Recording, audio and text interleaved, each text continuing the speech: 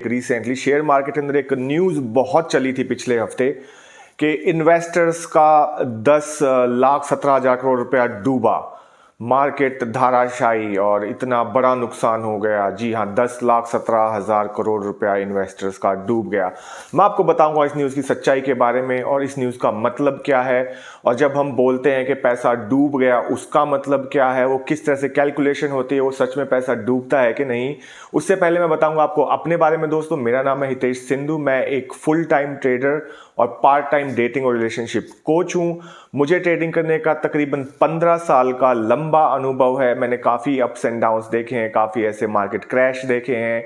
तो मैं ये वीडियोस बनाता हूँ अपने चैनल बम्बई बुल पे, आपको जानकारी देने के लिए, उन लोगों को जानकारी देने के लिए जो शेयर मार्केट करना तो चाहते हैं बट उनको बिल्कुल भी नॉलेज नहीं है, ना ही उनको कोई समझाने वाला है। तो बिल्कुल आसान और सरल भाषा में मैं आपको समझाने की कोशिश करता हूँ कि शेयर मार्केट क्या है, कैसे आप शेयर मार्केट में घुस सकते हैं, कैसे इसमें ट्रेड कर सकते हैं। तो जिन लोगों ने अभी तक सब्सक्राइब नहीं किया, प्लीज़ आप लोग सब्सक्राइब कर लीजिए।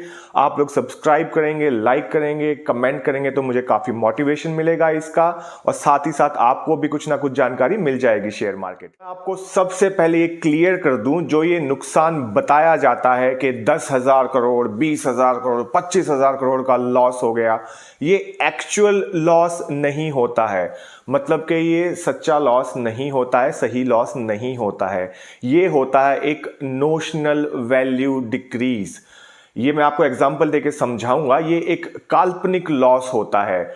फॉर एग्जाम्पल, आपको एक एग्जाम्पल देके मैं समझाने की कोशिश करता हूं। जैसे टाटा मोटर का शेयर चल रहा है 500 रुपए पे, आपके पास 10 शेयर हैं, तो आपकी पूंजी जो इन्वेस्टेड है, मान लीजिए आपने कैश में 10 शेयर टाटा मोटर्स के लेके रख रखे हैं, और आपकी टोटल पूंजी कितनी उसमें अब आपने इन्वेस्ट कर रखी है, 10 इंटू 500, 5,000 के शेयर आपने लेके टाटा मोटर्स के रख रखे हैं। अब जैसे पिछले हफ्ते मार्केट गिरा, तकरीबन 1,000 पॉइंट मार्केट गिर गया, तो निफ्टी अगर गिरेगा तो ये भी स्वाभाविक है कि उसके अंदर जितने सारे शेयर हैं वो भी नीचे गिरेंगे। उसमें जो भी 50 शेयर लिस्टेड है निफ्टी के अंदर, वो गिरेंगे तो निफ्टी गिरेगा, निफ्टी गिरेगा तो शेयर गिरेंगे। ये तो आप समझ सकते हैं अच्छे से। अगर आपने नहीं मेरे पिछले वीडियोस देखे हैं तो प्लीज उनको देख लीजिए, तो आपको मेरी ये बात भी समझ में आ जाएगी। तो जैसा मैं आपको बता रहा था कि टाटा मोटर्स का शेयर 500 रुपए का है, आपने 10 शेयर खरीदे हैं 5,000 रुपए के। अब निफ्टी गिर जाता है 1,000 पॉइंट, 18,000 से निफ्टी आ जाता है 17,000 पे, तो ये भी स्वाभाविक है कि जो उसके अंदर शेयर हैं वो भी नीचे गिरेंगे। एक जहाज के अंदर आप चल रहे हैं तो जहाज डूबेगा, उसके अंदर जितने भी लोग हैं वो भी सब डूब जाएंगे ना। कोई तैर के शायद बचे तो बचे, अदरवाइज सब लोग डूब जाएंगे। तो उसी तरीके से जब टाटा मोटर्स भी निफ्टी के अंदर ही मौजूद है तो टाटा मोटर भी नीचे गिरेगा। अब मान लीजिए 500 का आपने लिया था और वो 10 रुपए नीचे गिर गया। 10 रुपए नीचे गिरने से उसकी कीमत होगी 490 रुपए, और आपके पास शेयर हैं 10, 490 को मल्टीप्लाई कीजिए 10 से, तो 4900 या 4900 रुपए आपके हो गए। तो आपको एक तरह से 100 रुपए का काल्पनिक लॉस हुआ है। वो एक्चुअल लॉस या सही लॉस तब होगा जब आप उसको बेच देंगे, लेकिन ये तो आपने कैश में ले रखा है, तो आप इसको बेचेंगे कब, जब ये ऊपर चला जाएगा। तो ये सिर्फ एक काल्पनिक लॉस है। और इसी तरह मार्केट में जो बताया जाता है 10,000 करोड़, ये भी एक काल्पनिक लॉस है। अगर मार्केट ऊपर चली जाएगी तो टाटा मोटर भी ऊपर चला जाएगा, वापस से 500 पे चला जाएगा, तो वो लॉस खत्म हो जाएगा। तो ये एक्चुअल लॉस हुआ ही नहीं। लॉस सिर्फ और सिर्फ उसका होता है जो नीचे की वैल्यू पे, जो 490 पे टाटा मोटर को बेच के निकल गया, जो उसमें बना रहा, जिसने पेशेंस रखा। जैसे मैंने आपको बताया था पिछले वीडियोस में कि पेशेंस और डिसिप्लिन बहुत जरूरी है। तो जिसने पेशेंस रखा, उसने वेट किया और उसने पैसा नहीं गवाया, तो उसके लिए ये कोई लॉस नहीं हुआ। तो ये एक सिर्फ नोशनल और काल्पनिक लॉस होता है जो मार्केट में बताया जाता है। पिछले वीडियो में मैंने आपको बताया इंट्राडे के बारे में, उससे पहले मैंने आपको बताया था कैश सेगमेंट के बारे में कि कैश सेगमेंट क्या होता है, और फिर बताया मैंने इंट्राडे क्या होता है। इसी तरह से एक तीसरी सेगमेंट या तीसरी कैटेगरी है जिसको हम कहते हैं फ्यूचर सेगमेंट। तो 3 सेगमेंट हो गए, सबसे पहले कैश, फिर इंट्राडे और फिर फ्यूचर। देखा जाए तो कैटेगरी 2 ही है, कैश और फ्यूचर। इंट्राडे तो एक तरीका है कितने समय तक आप उसको लेना चाहते हैं, पर फिर भी वो जानना इंपॉर्टेंट था, इसीलिए मैंने आपको बता दिया। और साथ ही साथ दोस्तों मैं ऐड करना चाहूंगा, शायद मैंने पिछले वीडियो में नहीं बताया होगा कि इंट्राडे एक बहुत बहुत बहुत रिस्की गेम होता है। इसमें अगर एकदम से आप 10,000 कमा सकते हैं तो उसी तरीके से एकदम से आप 10,000 गवा भी सकते हैं। और कोई बड़ी बात नहीं है कि आपका पूरा पैसा अगर आप ठीक से ट्रेड ना करें तो इंट्राडे में हो सकता है जीरो। अब आप बिना नॉलेज के करेंगे ट्रेड और बाद में आप दोष देंगे शेयर मार्केट को कि देखिए शेयर मार्केट में मेरा पूरा पैसा चला गया और मेरा पूरा लॉस हो गया। लेकिन आप सोच के देखिए कहीं ना कहीं ये आपकी कमी थी कि आपने डिसिप्लिन वे में ट्रेड नहीं किया।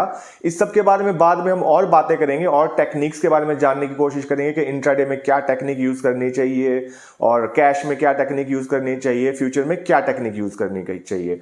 दोबारा मैं बता दूं कि सबसे सेफ तरीका ट्रेड करने का होता है कैश में शेयर खरीदना, क्योंकि उसमें लॉस होने के चांसेस ना के बराबर होते हैं। उसमें आप कितना भी वेट कर सकते हैं और कितने भी पैसे डाल सकते हैं और थोड़े थोड़े करके पैसे डाल सकते हैं, वो सब हम बाद में बात करेंगे। आज हम बात करेंगे फ्यूचर के बारे में, जो कि एक दूसरा सेगमेंट है। जैसे कैश में आप शेयर कितने भी ले सकते हैं, कितने भी नंबर में ले सकते हैं, 1 ले सकते हैं, 2 ले सकते हैं, 10, 20, 50, जितने पैसे आपके पास है, पैसे तो लगेंगे, पैसे लगा के ही आप शेयर ले सकते हैं। उसी तरीके से एक होता है फ्यूचर, उसमें आप अपनी मर्जी से शेयर नहीं ले सकते हैं, आपको एक पूरा लॉट लेना होता है।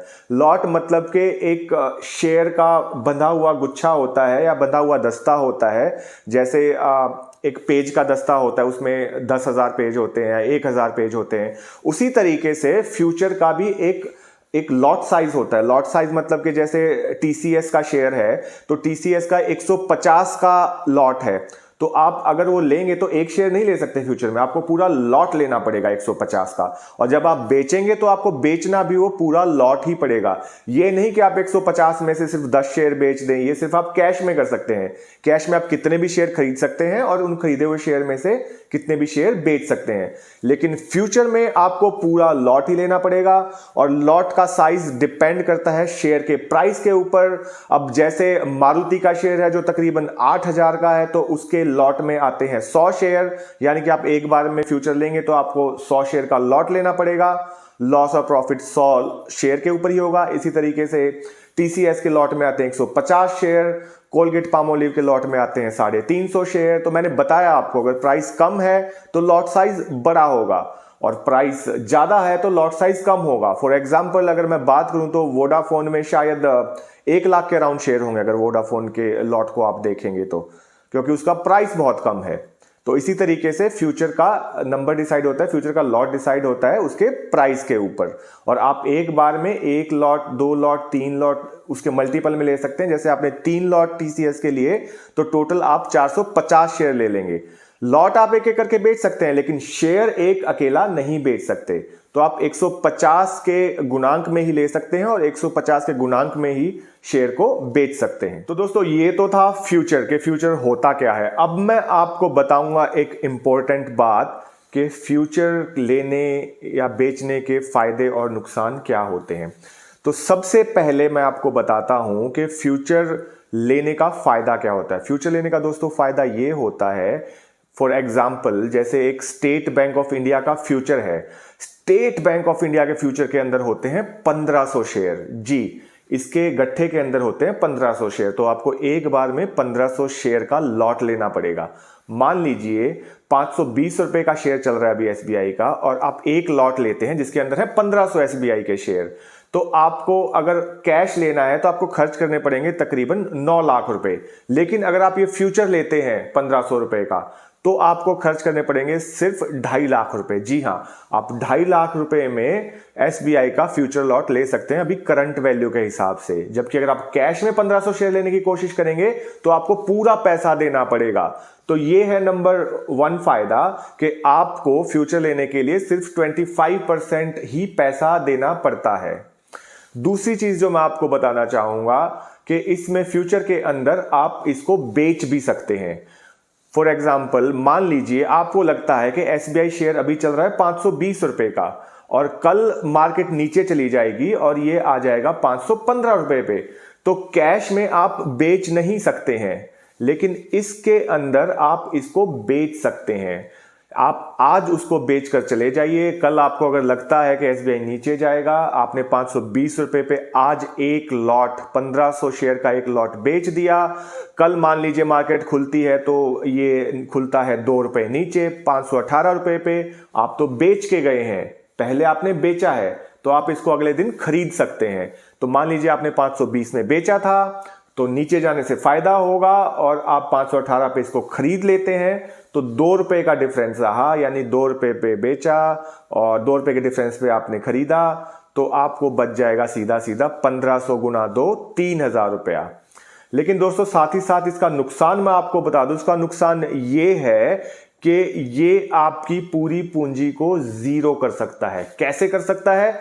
मान लीजिए आज आपने एसबीआई का एक लॉट खरीदा 520 रुपए में, मैं सिर्फ ये एग्जांपल देके आपको समझा रहा हूं, ऐसा हकीकत में होने वाला है नहीं होने वाला है इसकी मुझे कोई नॉलेज नहीं है और ना ही एसबीआई इतना कमजोर शेयर है कि जो इतना गिर जाए।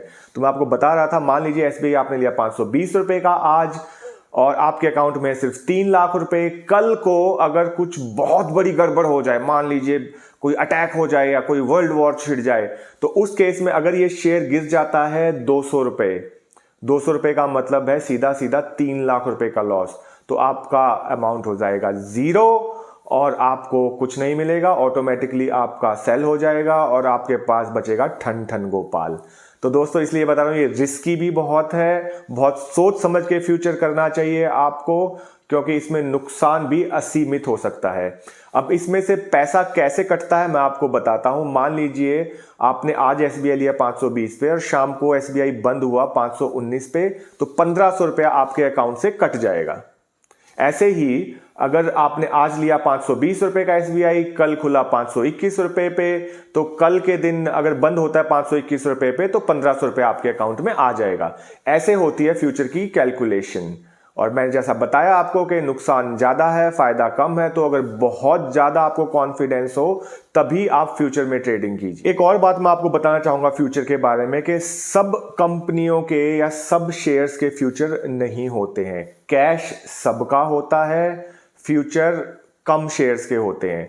निफ्टी में जितनी कंपनी है उन सब का फ्यूचर होता है, लेकिन बहुत सारी कंपनियां आपको ऐसे मिल जाएंगी, जैसे सीएट टायर है उनका फ्यूचर नहीं है। ऐसे ही बहुत सारी कंपनियां आपको मिल जाएंगी जिनका फ्यूचर नहीं होता है।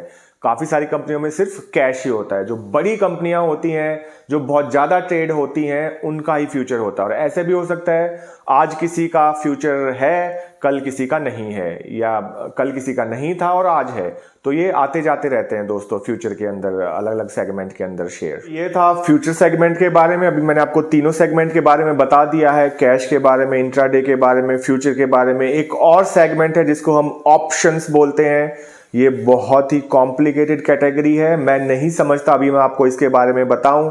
जब आप थोड़े ट्रेंड हो जाएंगे शेयर मार्केट में, थोड़ी शेयर मार्केट करना सीख जाएंगे, तब मैं आपको जानकारी दूंगा लॉट्स इसके क्या बोलते हैं ऑप्शंस के बारे में, क्योंकि इसमें बहुत सारी कैलकुलेशंस इन्वॉल्व होती हैं। तो अभी मैं आपका दिमाग इतना यूज नहीं करवाना चाहूंगा। पहले आप थोड़ा थोड़ा कैश में ट्रेडिंग करना शुरू कीजिए, उसके बाद अगर आपको बहुत कॉन्फिडेंस आ जाए तो शायद फ्यूचर में आप ट्रेडिंग कर सकते हैं। लेकिन मैं दोबारा आपको बताना चाहूंगा, किसी की भी टिप्स लेके कभी भी ट्रेड मत कीजिए।